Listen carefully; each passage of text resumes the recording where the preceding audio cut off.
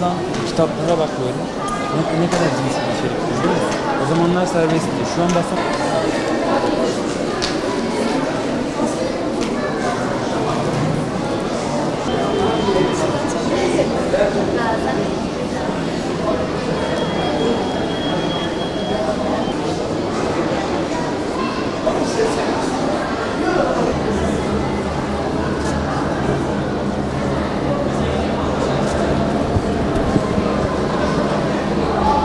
yazılan kitaplara bakıyorum.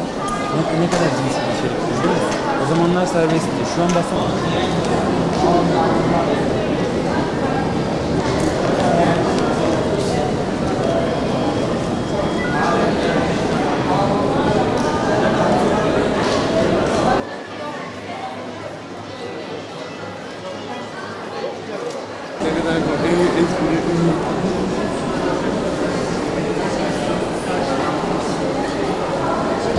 Zaten birkaç dönemdir yapılıyor aslında Antep'te. Biz birkaç dönemde geliyoruz. Güzel.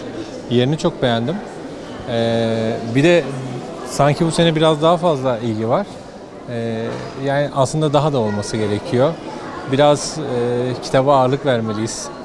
Hem gençler olarak hem daha çok büyükler olarak gençleri özendirmeliyiz. Bence halkın her zaman burayı yani bir şekilde kitapları çocuklara sevdirmesi gerekiyor. Yani sonuçta ufkumuzu geliştirecek tek şey kelimeler ve sözcükler. Onları da kitaplarda bulabiliyoruz. Yani ne olduğu çok önemli değil. Her şey mutlaka bir şey katıyor insana. Küçücük çocuktan bile başlıyor.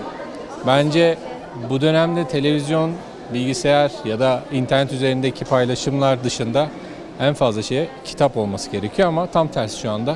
İnşallah eski dönemine döner. Kitap fuarı, öncelikle bu fuarı toplanmasına ve sunan herkese teşekkür ediyorum. Bu tür etkinliklerin artması tabii ki de temennimiz.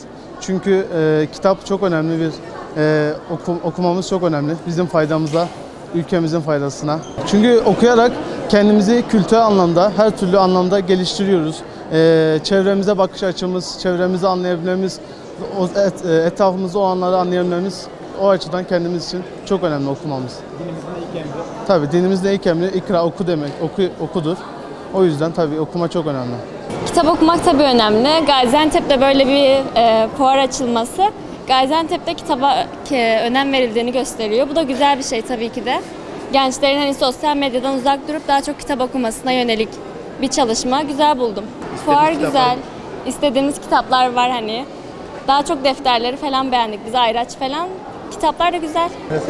Fuar gerçekten çok güzel. En azından istediğimiz kitapları hani netten sipariş ediyoruz genelde ama fuar olunca hani dokunarak, seçerek alabiliyoruz. Bu çok güzel bir duygu.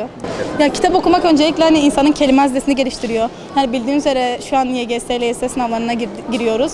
O sayesinde paragraf sorularını çözmemize de yardımcı oluyor. Hani bildiğimiz üzere insanlar mesela kağıt fiyatları arttı ama insanlar bunu fark etmiyor kitap okumadığı için sosyal medya yüzünden. Ama artık insanların hani kitap okuma vakti geldiğini düşünüyorum. Hani kitap okuyan biriyim. İnşallah insanlar da bunu anlar, okur. Ya kitap fuarı çok genç kitle falan çok deli dolu olmuş. Yani çok güzel olmuş, yazarlar falan da var. O yüzden eğlendik. Biz de hani arkadaşlarımız da okul olarak gelmiştik. O yüzden eğlendik. Hep beraberdik de öyle. Yani güzeldi. Yani kitapların fiyatı biraz daha uygun olabilir. Sonuç olarak hani gelenler hep öğrenci ya. O yüzden mesela çok pahalılar. Pahalı bir Yani mesela çok uygun olanlar da var ama çok pahalı olanlar da var. Sınavlarımız hani üniversite sınavına TYT'de ilk gireceğimiz sınavda paragraf sorusu geliyor genelde yaklaşık 30'a yakın paragraf geliyor ve mesela ben kitap çok okuyan birisi değilim o yüzden hani okulda yaptığımız denemelerde de oluyor paragraf soruları yanlış oluyor ama kitap okuyan arkadaşlarımızda hani bu soruların daha iyi olduğu görünüyor ve hani bu yüzden kitap okuyanlar paragrafı iyi yaptığı için sınavda daha yüksek alıyorlar o yüzden okunmalı. Kitap fuarını beğendim. Genel olarak çok güzel bir atmosfer var. Burada insanlar sanki herkes iyi gibi. Kitap okuyan insandan kimseye zarar gelmez zaten. Burası çok güzel. Kitap fiyatları genel olarak uygun ama daha çok kampanya yapılabilirdi. Mesela 4 tanesi 20 TL gibi. Son günlerde olur eminim. İlk gün olduğu için biraz daha pahalı. Genel olarak çok güzel. Belki etkinlikler yapılabilir. Kitap okumanın öncelikle genel kültür tabii ki de. ilerleyen zamanlarda hem güzel düşünmemizde hem sınavlarımızda, hayatımızda bize hep faydası olacak. Çok güzel bir etkinlik, insana huzur veriyor. Fuar çok güzel.